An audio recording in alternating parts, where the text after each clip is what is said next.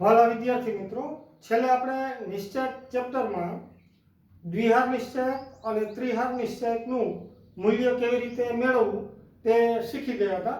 છતાં આપણે ફરીથી એક વખત રિવાઇઝ કરી લઈએ. તો ફોર એક્ઝામ્પલ, એક દ્વિહાર નિશ્ચયક તમને d AB CD આપેલો છે. તો આનું મૂલ્ય મેળવવું હોય તો a ગુણ્યા d માઇનસ b ગુણ્યા c, એટલે કે a અને d નો ગુણાકાર માઇનસ b અને c નો ગુણાકાર કરવો. તો AD માઇનસ BC આ દ્વિહાર નિશ્ચયકનું મૂલ્ય આવે. ઉદાહરણ લઈએ તો d 2 3 4 5 આવો એક દ્વિહાર નિશ્ચયક લીધો. તો આનું વિસ્તરણ કરવું હોય એટલે કે મૂલ્ય મેળવવું હોય તો 2 ગુણ્યા 5 માઇનસ -3 ગુણ્યા 4, તો -3 ગુણ્યા 4 is equal to 2 into 5 is equal to 10 minus minus plus -3 multiplied by 4 is equal to 12. તો 10 plus 12 is equal to 22. તો આ દ્વિહાર નિશ્ચયકનું મૂલ્ય મેળવો. આ જ રીતે તમને ત્રિહાર નિશ્ચયક આપેલો હોય તો એનું મૂલ્ય કેમ મેળવવું તો એ આપણે અગાઉ શીખી ગયા છે. તો અહીંયા તમને ત્રિહાર નિશ્ચયક આપેલો છે 103. આ નિશ્ચયકની પહેલી હાર છે. 210 આ નિશ્ચયકની બીજી હાર છે. 512 આ નિશ્ચયકની ત્રીજી હાર છે. એવી જ રીતે આપણે ઊભા લઈએ તો સ્તંભ આવે એ શીખી ગયા છીએ. તો 125 નિશ્ચયકનો પહેલો સ્તંભ છે. 011 નિશ્ચયકનો બીજો સ્તંભ છે. 302 નિશ્ચયકનો ત્રીજો સ્તંભ છે. અહીંયા આ નિશ્ચયકનું વિસ્તરણ હું પ્રથમ હારની સાપેક્ષ કરું છું. તો જોઈએ 1 એટલે 1, આ 1 જે હારમાં છે તે હાર અને જે સ્તંભમાં છે તે સ્તંભ કેન્સલ કરી બાકી રહેતા ઘટકોનો દ્વિહાર નિશ્ચયક બનાવો અને એની બાજુમાં લખો એટલે કે ગુણાકારમાં લખો. તો 1 આ હાર અને આ સ્તંભ કેન્સલ કરતા 1 0 1 2 બાકી રહ્યા એટલે અહીંયા આપણે લખશું 1 0 1 2. અહીંયા 0 છે તો -0 એની બાજુમાં દ્વિહાર નિશ્ચયક પ્લસ 3 આ હાર અને સ્તંભ કેન્સલ કરો એટલે 2 1 5 1, તો 2 1 5 1 આ દ્વિહાર નિશ્ચયક થયો. હવે આ દ્વિહાર નિશ્ચયકનું વિસ્તરણ કેમ કરવું એ આપણે શીખી ગયા. તો કે 1 × 2 is equal to 2, 0 × 0 અને 0 × 1 is equal to 0. તો 1 into 2 minus 0 minus 0 એના ગુણાકારમાં ગમે તે આવશે તો પણ 0 થઈ જશે. આ 3 છે તો 3, 2 ગુણ્યા 1 એટલે 2, -5 ગુણ્યા 1 એટલે 5. તો 2 ગુણ્યા 1 એટલે 2, આ 0 થઈ જશે. આ પ્લસ છે તો 2 -5 એટલે -3 બાકી રહેશે. -3 ગુણ્યા 3 એટલે કે -9. 2 ગુણ્યા એટલે 2 - 9 is equal to -7. આ ત્રિહાર નિશ્ચયકનું વિસ્તરણ આવ્યું. એવી જ રીતે આ ઘટક 0 આપેલો છે. 0 ની જગ્યાએ અન્ય કોઈ ઘટક હોત તો એ આપણે અહીં લખત. ફોર એક્ઝામ્પલ, અહીંયા -3 આપેલું હોત તો આપણે અહીં બાજુમાં કેટલું લખવું પડે? -3 અને પછી એ પ્રમાણે વિસ્તરણ કરવું પડે.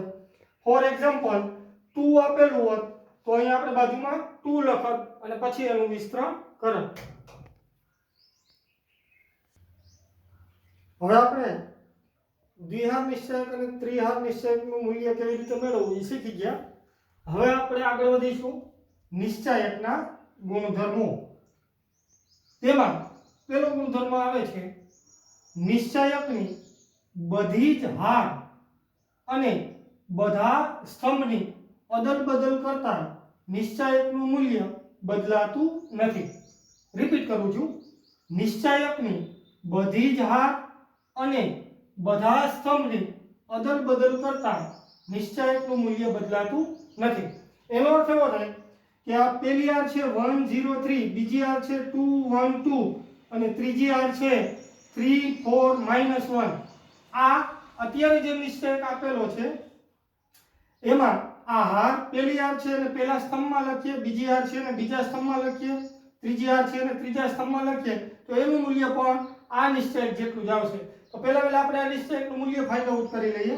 તો આપણે ત્રિહાર નિશ્ચયકનું વિસ્તરણ કેવી રીતે કરવું એ શીખી ગયા છીએ. તો 1 એટલે 1 હાર અને સ્તંભ કેન્સલ, બાકી રહેતા ઘટકોનો દ્વિહાર નિશ્ચયક, બીજો ઘટક -0 છે, હાર અને સ્તંભ કેન્સલ, બાકી રહેતા ઘટકોનો દ્વિહાર નિશ્ચાયક પ્લસ ત્રીજો ઘટક 3 હાર અને સ્તંભ કેન્સલ, બાકી રહેતા ઘટકોને દ્વિહાર નિશ્ચાયક. હવે 1 into 1 ગુણ્યા -1 એટલે -1 માઇનસ 2 ગુણ્યા 4 એટલે 8 માઇનસ 0 સાથે કોઈ પણ ઘટક આવશે તો એ 0 થશે, પ્લસ છે તો પ્લસ, 3 છે તો 3, 2 ગુણ્યા 4 એટલે 8 માઇનસ 1 ગુણ્યા 3 એટલે 3, તો -1 -8 ઇઝ ઇક્વલ ટુ -9, આ 0 થઈ જશે, પ્લસ 8 - 3 એટલે -5, તો 8 - 3 એટલે 5, 5 ગુણ્યા 3 એટલે 15, 15 ઓછા 9 એટલે 6. આ નિશ્ચયકનું મૂલ્ય 6 મળ્યું. હવે આ નિશ્ચયક ઉપર આપણે એક પ્રક્રિયા કરીએ. કઈ? તો કે નિશ્ચયકની આ બધી જ આરને શેમાં ફેરવી નાખવાની છે? સ્તંભમાં. તો જો હું આના ઉપર એક પ્રક્રિયા કરું છું, આ નિશ્ચયકની બાજુમાં હું આવો સંકેત લખું, R I C I. આનો અર્થ એવો થાય કે નિશ્ચયકની બધી જ આરને શેમાં ફેરવી નાખવાની છે? સ્તંભમાં. તો જે નવો નિશ્ચયક મળશે એ d' કહી તો d' ઇઝ ઇક્વલ ટુ આની પહેલી આર થશે એટલે પહેલો સ્તંભ થશે 1 0 3. આ આર હતી તો એ સ્તંભમાં રૂપાંતર થયો. બીજી આર છે 2 1 2, એ બીજો સ્તંભ થશે 2 1 2. ત્રીજી આર છે 3 4 -1, એ ત્રીજો સ્તંભ થશે 3 4 -1. હવે આનું વિસ્તરણ કરીએ આપણે તો ઇઝ ઇક્વલ ટુ 1 1 into -1 એટલે -1 -8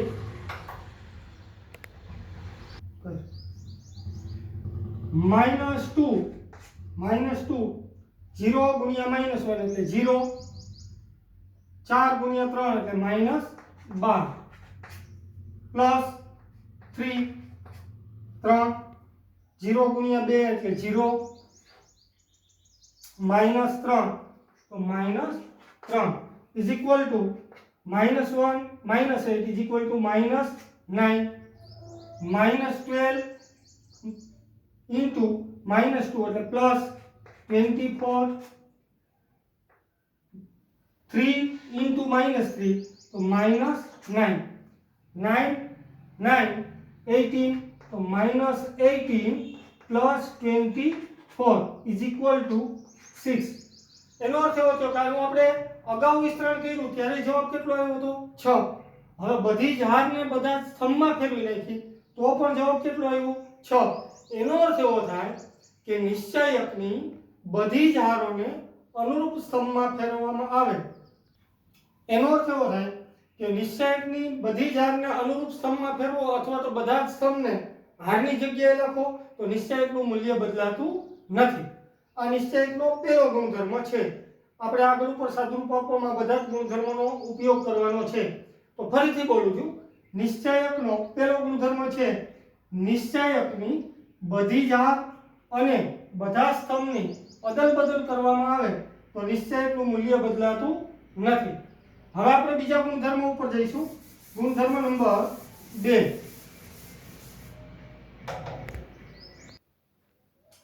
હવે આવે છે નિશ્ચયકનો બીજો ગુણધર્મ. તો બીજો ગુણધર્મ એવું કહે છે કે નિશ્ચયકની કોઈ પણ બે હાર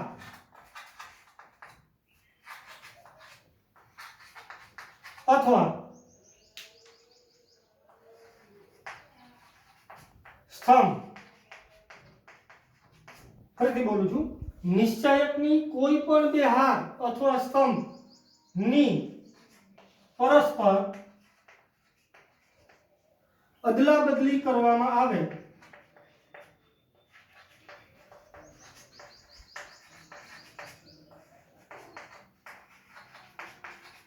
તો નિશ્ચયકનું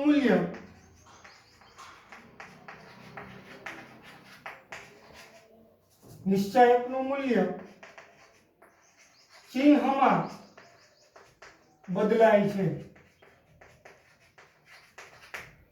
આનો અર્થ એવો થયો કે ફોર એક્ઝામ્પલ કોઈ તમને એક નિશ્ચયક આપેલો છે d આપણે એક ઉદાહરણ લઈ લઈએ 1 0 2 3 2 1 0 4 1 આવો એક નિશ્ચયક લીધો આ નિશ્ચયકનું મૂલ્ય આપણે મેળવશું તો d આપણને આમ મળશે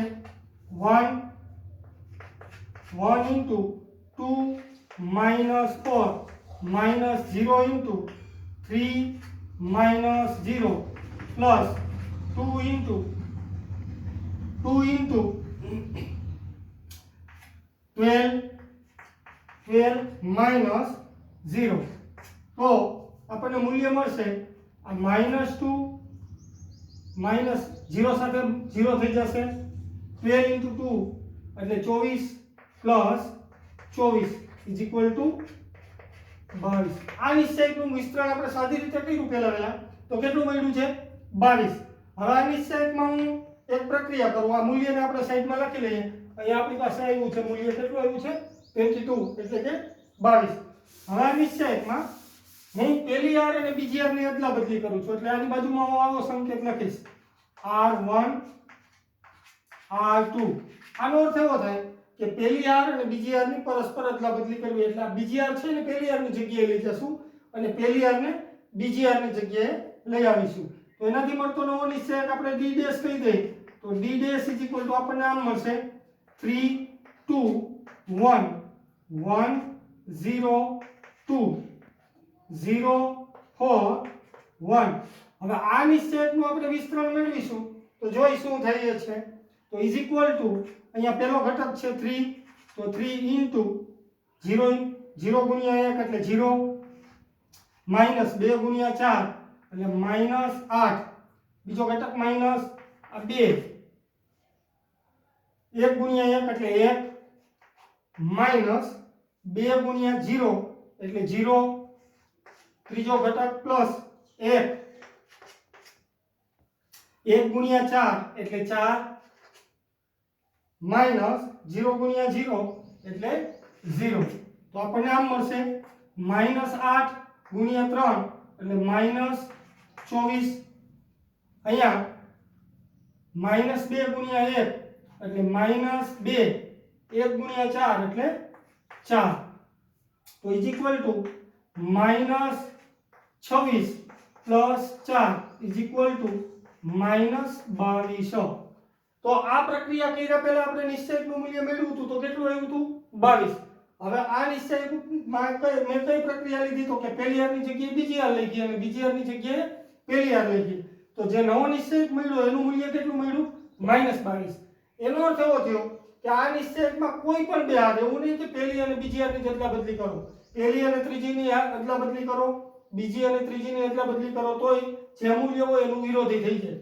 આ જ રીતે કોઈ પણ બે સ્તંભની અદલા બદલી કરો તો પણ નિશ્ચયકનું મૂલ્ય જેટલું હોય એનાથી વિરોધી સંખ્યા થઈ જાય આમ નિશ્ચયકનો બીજો ગુણધર્મ એવું કહે છે કે નિશ્ચયકની કોઈ પણ બે હાર અથવા તો કોઈ પણ બે સ્તંભની પરસ્પર અદલા બદલી કરવામાં આવે તો નિશ્ચયકનું મૂલ્ય મૂળ નિશ્ચયક કરતા વિરોધી સંખ્યા હોય છે હવે ત્રીજો ગુણધર્મ આવે છે તો ત્રીજા ગુણધર્મ એવું કહે છે કે નિશ્ચયકની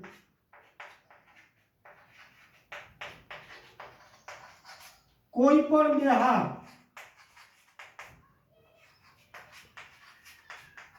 અથવા સ્તંભ ના અનુરૂપ ઘટકો સમાન હોય તો તેનું મૂલ્ય શૂન્ય થાય છે ત્રીજો ગુણધર્મ એવું કહે છે કે નિશ્ચયકની કોઈ પણ બે હાર અથવા તો કોઈ પણ બે સ્તંભના અનુરૂપ ઘટકો સમાન હોય તો નિશ્ચયકનું મૂલ્ય શૂન્ય થાય છે ઉદાહરણ લઈએ તો d અહીંયા લઈ લઈએ 1 3 2 0 4 5 1 3 2 અહીંયા તમે જોઈ શકો છો કે પહેલી r માં પહેલો ઘટક 1 છે ત્રીજી આરની પહેલો ઘટક 1 છે, 3 છે તો અહીંયા 3 છે, 2 છે તો અહીંયા 2 છે, તો અનુરૂપ ઘટકો પહેલી આરના અને ત્રીજી આરના સમાન છે. આ જ રીતે પહેલી આર અને બીજી આરના ઘટકો સમાન હોય તો પણ ચાલે, પહેલો સ્તંભ અને બીજા સ્તંભના ઘટકો સમાન હોય તો પણ ચાલે, પહેલો સ્તંભ અને ત્રીજા સ્તંભના ઘટકો સમાન હોય તો પણ ચાલે.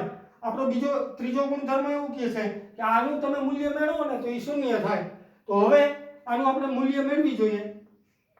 તો d = 1 into 4 ગુણ્યા 2 એટલે 8 minus 5 ગુણ્યા 3 એટલે 15 minus બીજો ઘટક -3 0 ગુણ્યા 2 એટલે 2 minus 5 ગુણ્યા 1 એટલે 5 plus 2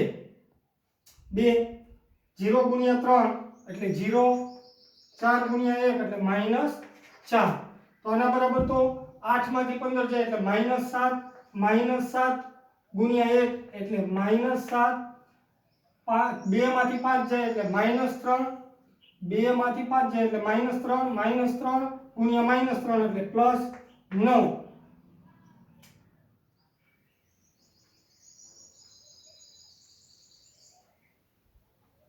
-4 ગુણ્યા 2 એટલે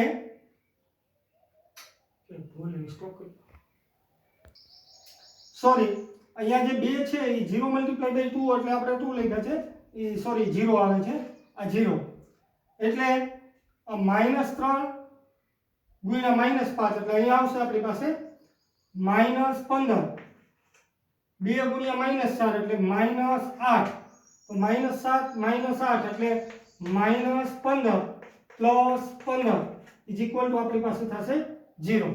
એનો અર્થ એવો થયો કે આ નિશ્ચયકની પહેલી આર અને ત્રીજી આર સમાન છે, અનુરૂપ ઘટકો સમાન છે, તો એનું મૂલ્ય કેટલું મળ્યું છે 0. તો આનો આપણે ઉપયોગ ક્યાં કરશું? તો કોઈ પણ જગ્યાએ તમને નિશ્ચયક આપેલો હોય એમાં કોઈ પણ બે હાર અથવા તો કોઈ પણ બે સ્તંભના ઘટકો સમાન હોય તો નિશ્ચયકનું વિસ્તરણ કરવાની જરૂર નથી, તમે સીધું જ એનું મૂલ્ય કેટલું મૂકી શકો 0. હવે ચોથો ગુણધર્મ આવે છે. તો ચોથો ગુણધર્મ છે નિશ્ચાયકની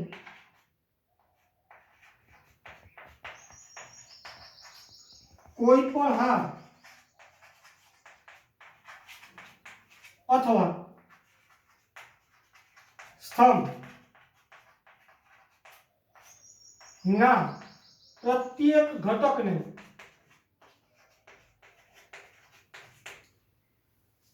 કે વડે ગુણવાથી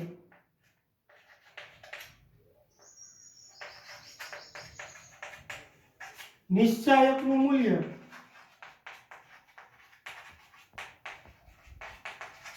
કે ગણું થાય છે.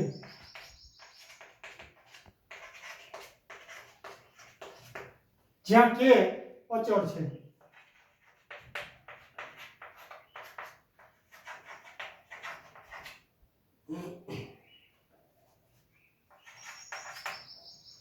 હવે એક ઉદાહરણ લઈ લે.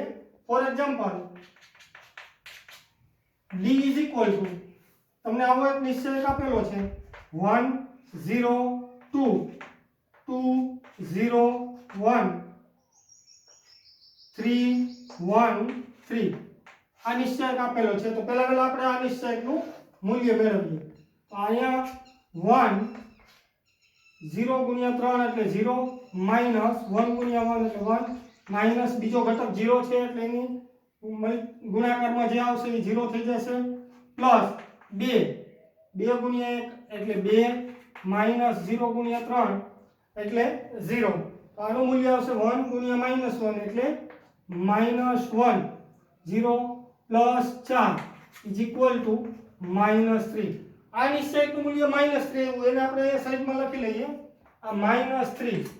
હવે આ નિશ્ચયક ઉપર હું એક પ્રક્રિયા કરું છું કે પહેલી હારના દરેક ઘટકને હું 5 વડે ગુણું છું. કેટલા વડે ગુણું છું? 5 વડે. તો મારે આવો સંકેત લખવો જોશે R1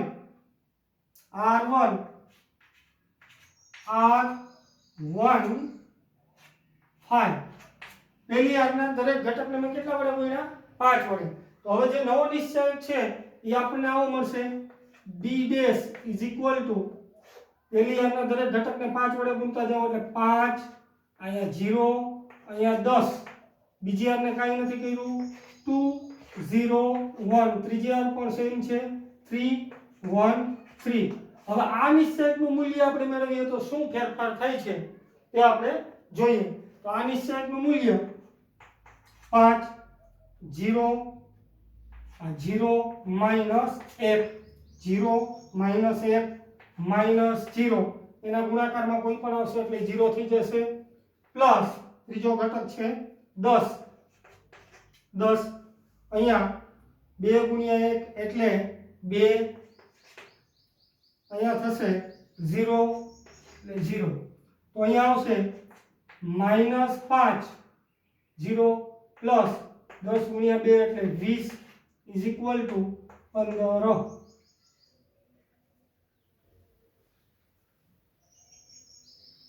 ઓકે તો અહીંયા મૂલ્ય આપણે મળ્યું 15. આ નિશ્ચયકનું આપણે અગાઉ વિસ્તરણ કર્યું હતું ત્યારે સોરી અહીંયા આપણને જે મૂલ્ય મળતું હતું એ કેટલું મળતું હતું 3.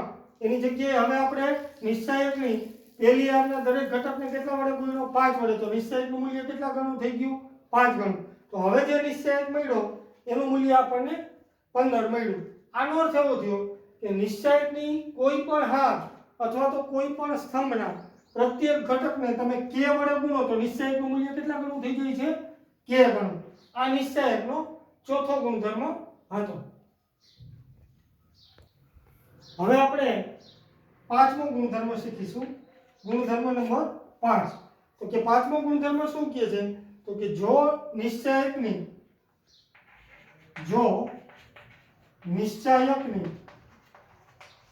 નિશ્ચયકની કોઈ હાર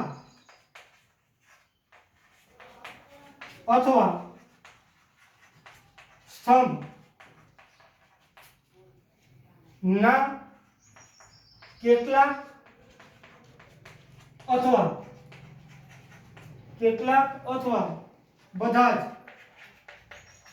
જ ઘટકોને બે અથવા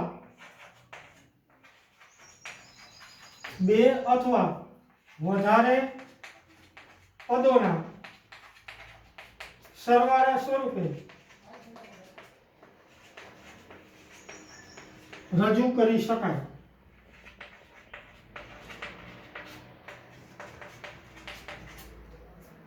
આ ગુણધર્મ એવું કહેવા માંગે છે કે નિશ્ચયકની કોઈ પણ હારના તમને જે ઘટકો આપ્યા હોય એના તમે જુદા જુદા પદોના સરવાળા સ્વરૂપે લખી શકો. એક ઉદાહરણ લઈ લઈએ. આનો અર્થ એવો પણ થાય કે એક નિશ્ચયકને બે અથવા બે કરતા વધારે નિશ્ચયકના સરવાળા સ્વરૂપે લખી શકાય. દાખલા તરીકે એક નિશ્ચયક આપેલો છે d a1 plus λ1 a2 plus λ2 a3 plus λ3 b1 b2 b3 c1 c2 c3 આ રીતે આપેલો છે. તો આને તમે આ રીતે લખી શકો. આના બરાબર તમે આ રીતે લખી શકો a1 a2 a3 b1 b2 b3 c1 c2 c3 plus હવે અહીંયા આપણે જોઈએ અહીંયા જે પહેલો નિશ્ચયક લખ્યો એમાં a1 a2 અને a3 આ પદોનો ઉપયોગ કરી લીધો. તો હવે પહેલી વારમાં કયા પદો બાકી રહ્યા λ1 λ2 λ3. તો અહીંયા આવશે λ1 λ2 λ3. બીજી અને ત્રીજી આ જે સ્થિતિમાં છે તે સ્થિતિમાં રાખવાની છે b1 b2 b3 c1 c2 c3. આ નિશ્ચયકનું વિસ્તરણ કરો અને જે મૂલ્ય મળશે એ જ મૂલ્ય આ બંને નિશ્ચયકનું વિસ્તરણ કરી અને એના મૂલ્યનો સરવાળો કરો તો પણ બંનેનું મૂલ્ય કેવું રહેશે સમાન. તો અહીંયા મેં હજી પહેલી આરને જ ખાલી છૂટી પાડી છે. તમને ઈચ્છા હોય તો પહેલી આરની જગ્યાએ b1 b2 b3 ના તમે ભાગ પાડી શકો. એવું ઉદાહરણ જોવું હોય તો હજી આપણે એક ઉદાહરણ લઈએ. જુઓ દાખલા તરીકે d તમને આમ આપેલું છે 1 5 0 9 6 7 2 3 1 આ નિશ્ચયકનું મૂલ્ય જેટલું મળશે આ નિશ્ચયકને હું આ રીતે પણ લખી શકું 150 આ બીજી હારના હું ભાગ પાડું છું અહીંયા 9 છે એમાંથી મારે ફક્ત 4 નો ઉપયોગ કરવો છે 6 છે એમાંથી 3 નો ઉપયોગ કરવો છે 7 છે એમાંથી 2 નો ઉપયોગ કરવો છે બીજી ત્રીજી હારને એમને રહેવા દેશું 3 2 3 1 પ્લસ પેલી હારને આપણે ભાગ નથી પાડ્યા એને એમને લખો 150 અહીંયા કેટલાનો ઉપયોગ થયો છે 9 સોરી અહીંયા કેટલા આપેલા છે 9 એમાંથી કેટલાનો ઉપયોગ થયો 4 તો બાકી વધેલાને અહીંયા લખો 5 અહીં 6 માંથી 3 નો ઉપયોગ થયો છે તો અહીંયા લખો 3 7 માંથી 2 નો ઉપયોગ થયો છે તો અહીંયા લખો 5 બીજી ત્રીજી હારને એમને રહેવા દો 2 3 1 તો 5 + 4 એટલે 9 3 + 3 એટલે 6 2 + 5 એટલે 7 આ બીજી હારના ભાગ કરી નાખ્યા હજી એવું નથી આ બે જ નિશ્ચય હજી આના ભાગ પડી અને ત્રીજો નિશ્ચય સરવાળામાં તમારે લખવો હોય તો તમે લખી શકો તો આ બીજી હારના ભાગ પડ્યા એવી જ રીતે તમને ઈચ્છા પડે તો તમે ત્રીજી હારના પણ ભાગ પાડી શકો પહેલા સ્તંભના પણ ભાગ પાડી શકો બીજા સ્તંભના પણ ભાગ પાડી શકો અને ત્રીજા સ્તંભના પણ ભાગ પાડી શકો